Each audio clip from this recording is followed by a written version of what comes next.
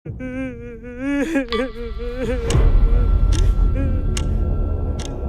құлыным, мен таныдың ба? Мен сенің әжеңмін. Танымадым. Әрине танымайсың. Ол кезде сен былай еңбектеп жүргенсің. Сен өзі қандай анасың? Сен қызың үшін өміріңді беру керексің. Ал сен жүрсің.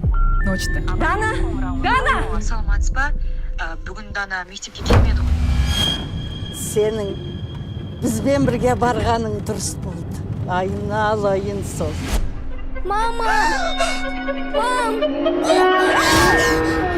Барғаннан кейін барлығына немеремді көрсетіп мақтанатын боламын.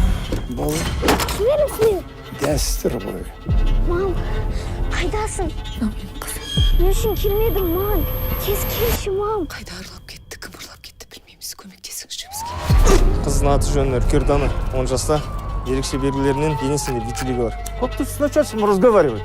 Кругом! Сіздің жүрегіңізде үлкен өкініш бар. Сіз жалғыз басты ана екенсіз ғой, Ауылда қызық жоқ деме. Бізде тып-тыныш. Бұл жерде көп сөйлеуге болмайды.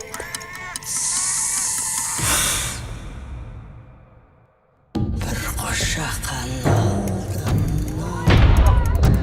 Ойлап шықты.